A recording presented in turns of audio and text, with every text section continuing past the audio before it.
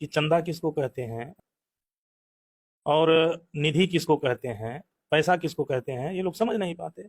अगर मान लिया जाए हमने कॉलेज बनाने के लिए पैसा लिया और हम आंदोलन चलाने लगे, तो कल आप ये सवाल खड़ा कर सकते हैं कि आपने तो कॉलेज बनाने के लिए लिया था और फिर जो है आप आंदोलन कर रहे हैं, ये तो गलत है, पैसे का दुरुपयोग कर रहे हैं। हम सिर्फ ये करता है कि सामाजिक आंदोलन के लिए साथ सहयोग लेता है लोगों से।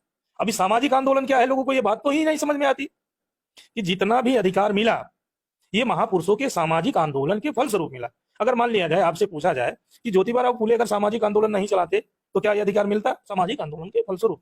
तो भामसेप इस देश में सामाजिक परिवर्तन के लिए सामाजिक आंदोलन कर रहा है और जो इन्होंने कमिटमेंट किया उस पर कायम है, आज भी कर रहा है।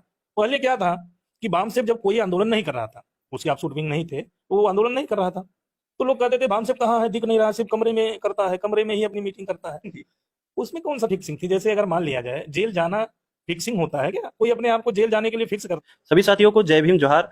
आज हमारे साथ हैं भामसेप के पूर्णकालिक प्रचारक सुशील शास्त्री सर। हम इनसे जानने की कोशिश करेंगे। सर, भामसेप के बारे में बहुत सारी भ्रांतियां फैलाई जा रही हैं अभी समाज में कि भामसेप तो कुछ करने काम नहीं, कोई आंदोलन नहीं करता है, ऐसी तमाम बहुत सारी भ्रांति कि फंडिंग करने काम करता है, चंदा किस तरह से।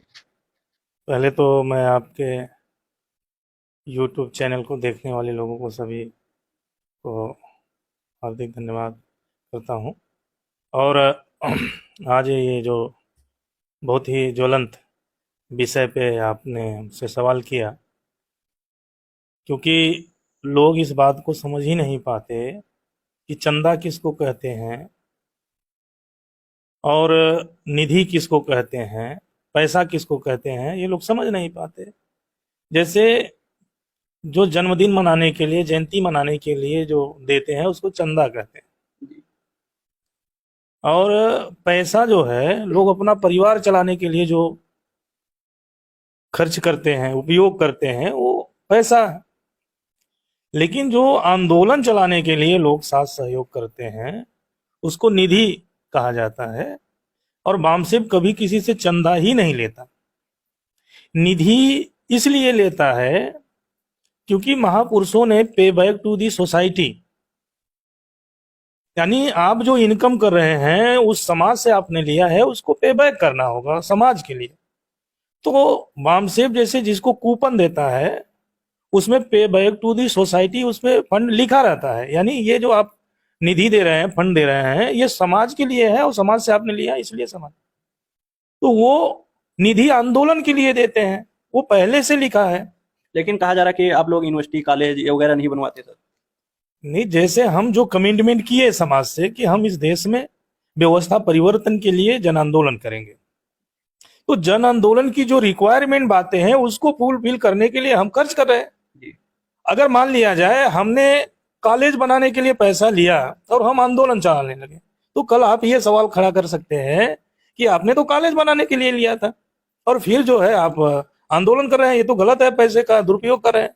हम किसी को कॉलेज के नाम पे, चैरिटी के नाम पे ऐसा कुछ करते ही नहीं, क्योंकि भामसेप चैरिटी का काम, एक देखिए सामाजिक कार्य होता है, ये एक सामाजिक सेवा होता है। सामाजिक सेवा ये है कि जैसे कोई बीमार है उसको दवा करा दीजिए, किसी की शादी में पैसे लगाए उसको शादी करवा दीजिए, किसी की 13वीं करा दीजिए, या जो ऐसे कार्य है, ये सामाजिक सेवा है।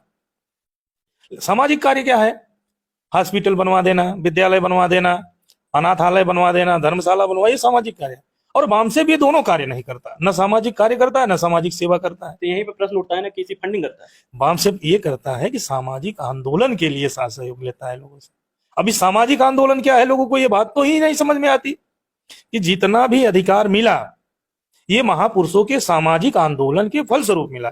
अगर मान लिया जाए, आपसे पूछा जाए कि ज्योतिबा फुले अगर सामाजिक आंदोलन नहीं चलाते तो क्या यह अधिकार मिलता?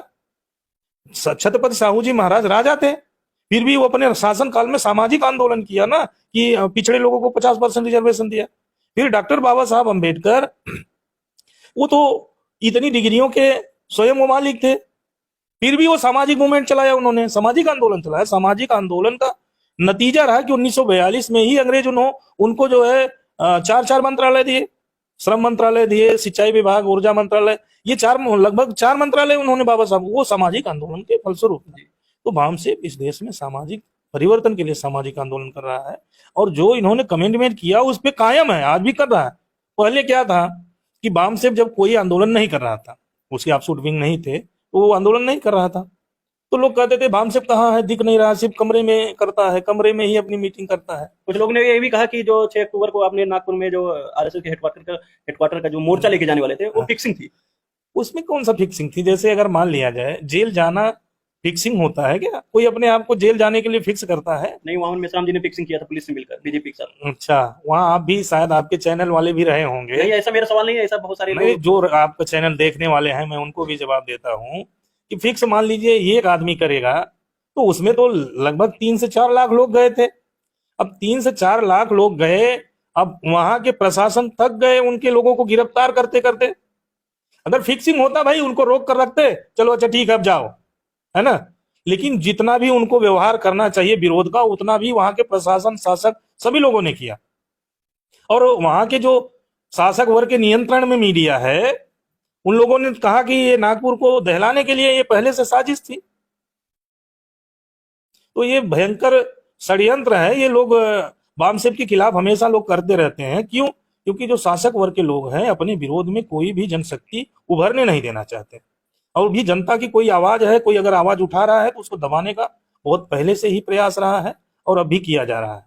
क्योंकि वर्तमान में जो आरएसएस की मूल विचारधारा के अनुरूप भारतीय जनता पार्टी शासन कर रही है, वो उसके विरोध के अनुरूप, उसके विरोध के एवं में जो भी विचारधारा उभरी उसको उसने समाप्त किया और उसको अपने अंदर मिला के उसको समाहित कर दिया। अभी उसका कोई विरोध करने वाला नहीं है, सिर्फ वामसेप के ऑफशूट विंग जितने हैं वही विरोध कर रहे हैं। बहुत बहुत धन्यवाद हमसे बात करने के लिए सर। धन्यवाद। साथियों, हमारे साथ थे एडवोकेट सुशील शास्त्री जी, जो कि वामसेप के पूर्णकालिक प्रचारक। इन्होंने साफ तौर पे कहा वामसेप कोई चैरिटी का कार्यक्रम नहीं चला रहा है। वामसेप ने जो उद्देश्य और विचारधारा डिसाइड किया हुआ उसी मकसद के लिए वामसेप काम करता है। साथियों, इन विषय को आप कैसे देखते हैं? अगर वीडियो अच्छा लगा तो वीडियो को लाइक करें, चैनल को सब्सक्राइब नहीं किया तो चैनल को सब्सक्राइब करें। धन्यवाद।